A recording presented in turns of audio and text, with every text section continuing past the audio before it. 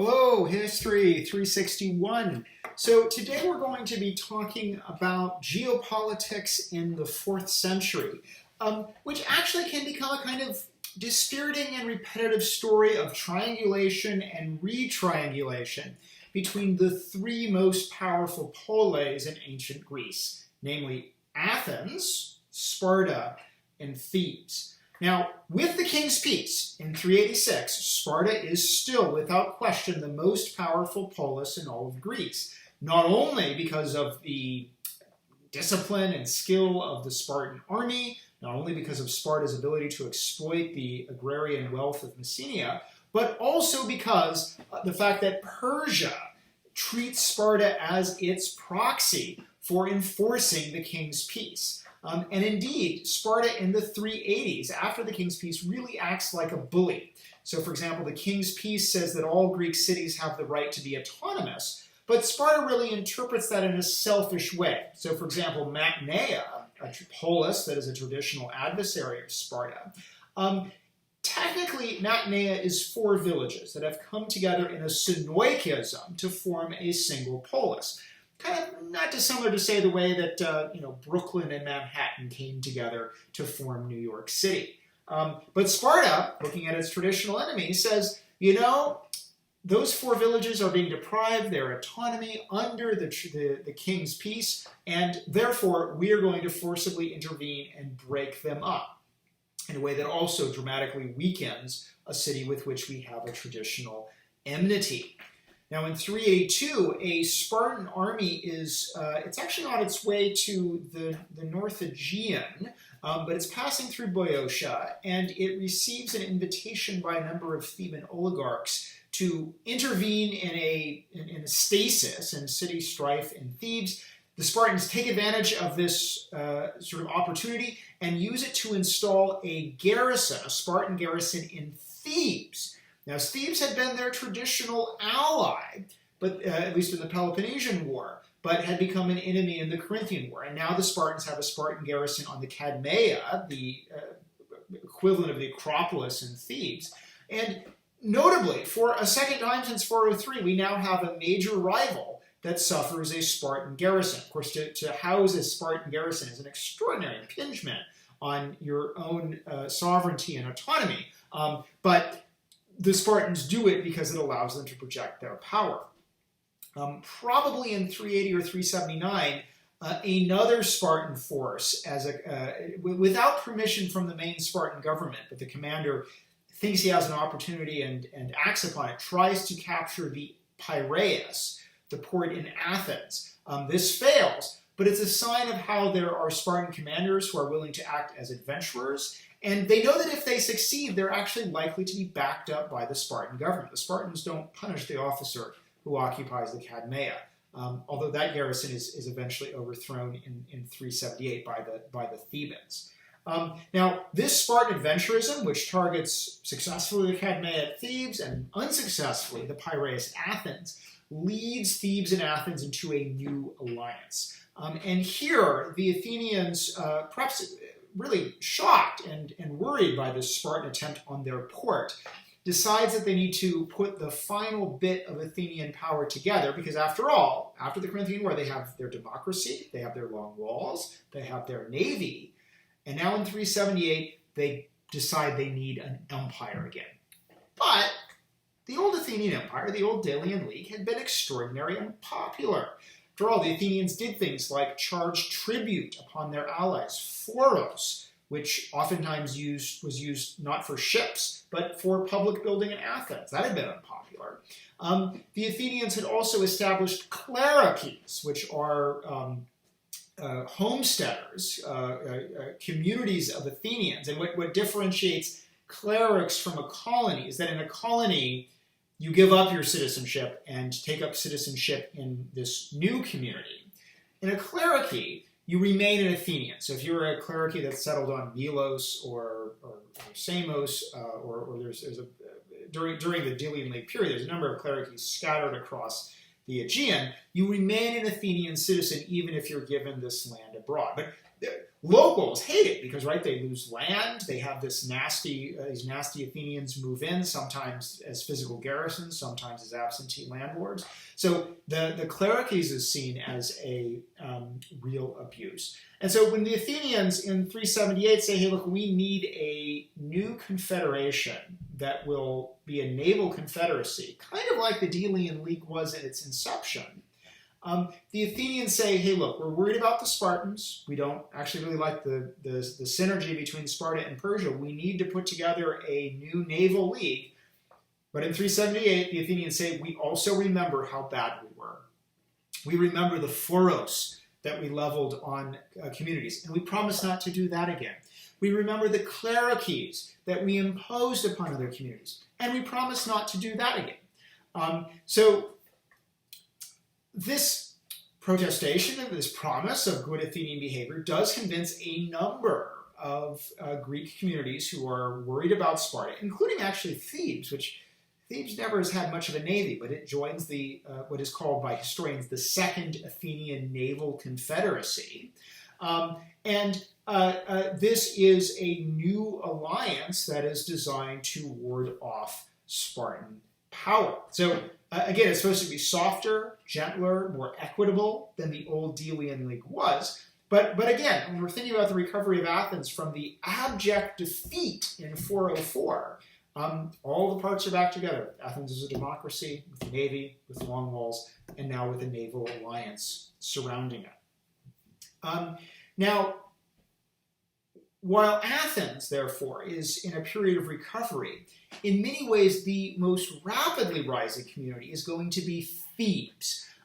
And one reason that Thebes actually rises so successfully is that Thebes engages in what modern political scientists call internal strengthening, including by radically reforming its army. And a key aspect is going to be the Thebans introduce a professional aspect to their army called the Theban Sacred Band. And the Theban Sacred Band consists of 150 pairs of lovers. So that is an Eromenos and an Erastes, the active lover and the passive lover.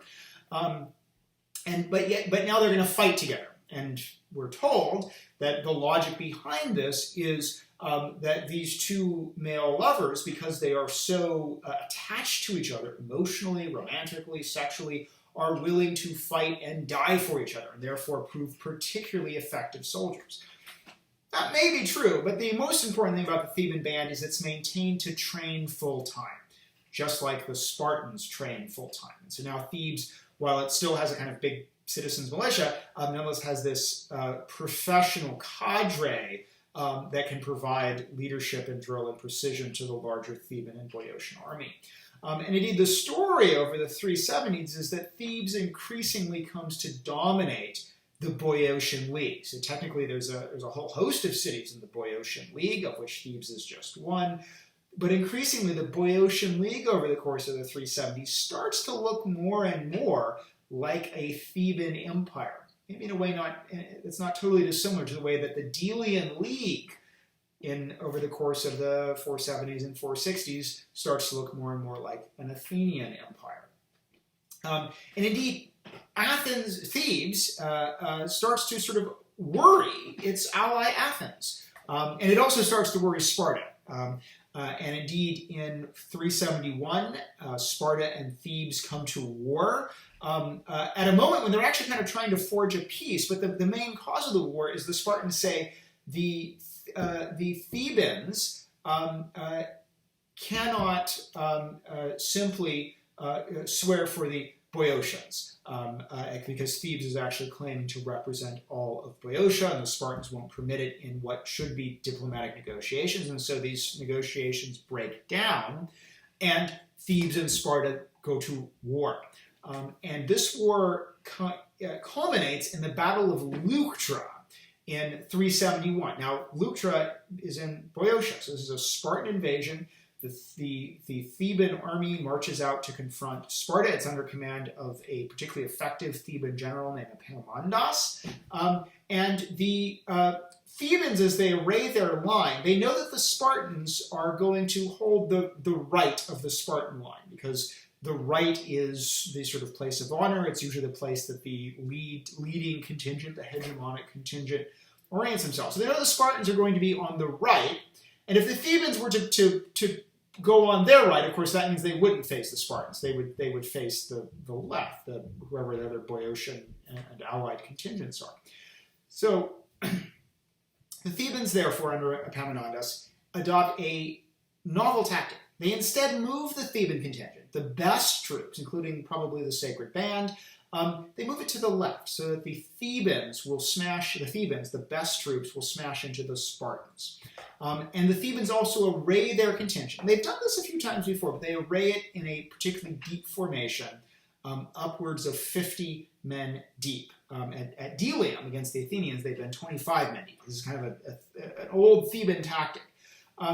But this means that the best units of the Thebans will be smashing in an exceptionally deep, dense formation into the Spartans. And as a result, the Thebans not only defeat the Spartans, but they inflict grievous casualties upon them. And this is grievous not only from the tactical sense, in that they break up the Spartan line and the Spartans and their allies are forced to retreat, but they kill a lot of Spartans, and particularly they kill a lot of full Spartiates, homoioi. And at this moment, we realize just how few Spartans there are, because probably the Thebans kill around 700 full Spartiates, and this may be a quarter to a third, and maybe even approaching half of the total adult male full Spartiates that there are. There simply aren't that many Spartans.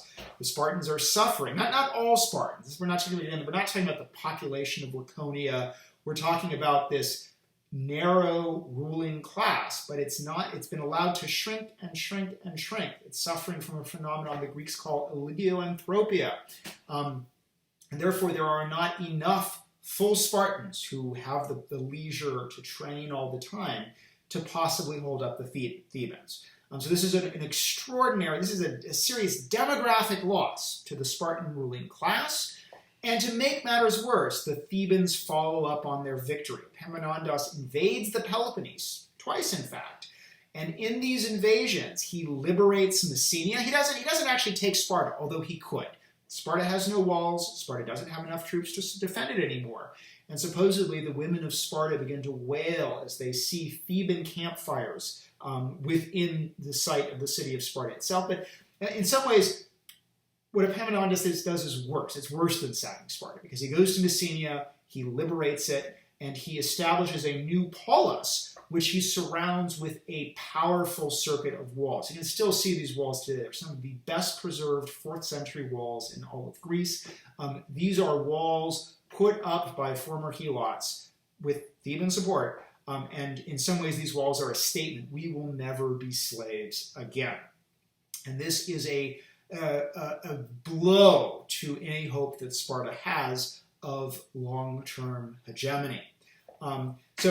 The period after the Battle of Leuctra, from 371 onward, is sometimes referred to as the Theban hegemony. Thebes, with its crack army, with its experienced generals, with its increasingly harsh domination of the Boeotian League, is now, after 371, the most powerful state in Greece. Now that says, when Sparta became preeminent, Athens and Thebes allied against Sparta. Now that Thebes is preeminent, surprise, surprise, what happens? Athens and Sparta ally against Thebes. Now, they don't always do so with significant results. So there is another major battle fought between Thebes and a coalition that includes Athens and Sparta. This is the Battle of Mantinea in 362. Xenophon, it's the kind of closing moment of Xenophon's history, his Hellenica. And tragically for Xenophon, his son was killed in the battle. Indeed, this may be the moment that Xenophon is kind of reconciled with Athens, given that now Athens and Sparta are allies again. So Xenophon doesn't seem like a wretched traitor anymore. But Xenophon says that after the battle, after this huge hoplite battle with substantial casualties and losses, he says, the situation in Greece was as confused as it ever was, that the battle is not decisive, it clarifies nothing. despite the violence. Now that said, all of the three big powers start to suffer significant setbacks. The Spartans actually have already suffered their setback. They've lost Messenia. Yes, occasionally there's still a crack group of Spartans who can march out. I mean, the Spartans do make a pretty good showing at the Battle of Mantinea, but Sparta is going to be a shadow of its former self. Thebes, however, in the 350s, gets into a war with Phocis. That is the sort of region just to the kind of northwest of Boeotia. And the war is technically over control of the of Delphi, of the Pan-Hellenic sanctuary at Delphi. Now this war goes badly for Thebes when the Phocians, in an act of massive sacrilege, but very militarily effective, swoop down, occupy the temple at Delphi, seize all of its wealth that's been stored up there, and use that huge hoard of money that they've appropriated against everything that the Greeks believe is holy and sacred, but the Phocians use it to hire mercenaries. And those mercenaries make Phocis, which up till now has never really been a competitor, make it stand up to Thebes. And the Thebans exhaust themselves in this long, difficult war against Phocis, again, the third. It's called the Third Sacred War, but that's just because it's fought over Delphi. That's what makes it a sacred war. So therefore, by the late 350s and into the 340s, the war runs from 356, 346. The Thebans are exhausting themselves and in many ways are really wasting away their position of power and hegemony. Meanwhile, the Athenians, starting in 357, suffer a revolt of their naval allies. Now remember, when the Athenians put together their second confederacy, their second naval confederacy, they say, we'll be good. No phoros, we swear, and no clerices, we swear. We just want to be the first amongst equals in a naval confederacy against our enemies, the Spartans and the Persians. It doesn't take long for the Athenians to fall back on their bad old ways. Rather than levying something called phoros, they levy something called syntaxis, which is contributions, which, you imagine, we promise that we will not levy tribute upon you. Pay your contribution. We're just using a different word. Obviously, after a while, that grates upon some allies. Similarly, the Athenians do ultimately break down and start establishing some clerices in the Aegean. They just can't help themselves. And so therefore, in the 350s, the Athenians face a revolt from a number of their allies. This is sometimes referred to as the social war, not to be confused with the social war that Rome fights against its allies. The term social is a Latin term for socii, meaning allies. But the Athens is fighting a war with a number of its former members of the Second Athenian Naval Confederacy. This also weakens Athens. And again, Athens, it seems in the 350s, its silver reserves aren't what they used to be. It is not as fiscally robust and probably not as demographically robust either as it was in the 5th century. So therefore, as we enter into the 340s, we've had this constant triangulation and re-triangulation between Athens, Sparta, and Thebes. As soon as one gets too strong, the other two strike to pull it down. And over the course of the 350s and 340s, all three find themselves diminished. Sparta has lost Messenia, Athens is facing a revolt amongst its naval confederacy, and Thebes is fighting this brutal, pointless war with Phocis. And as all of the three powers in Greece are weakened, a new power rises to the north. And that power is Macedon. Macedon, up till now, has been petty, weak, fractious, pathetic, and yet, under the reign of a new energetic king who comes to power in 359 BC, Philip II, Macedon is transforming into the preeminent power in the Balkans. And so for our last lecture, we're going to be talking about the rise of Macedon, Philip II, and we will end our course just at the death of Philip and the accession of his son, Alexander III, to be known to all of history as Alexander the Great. So I'll see you on Monday.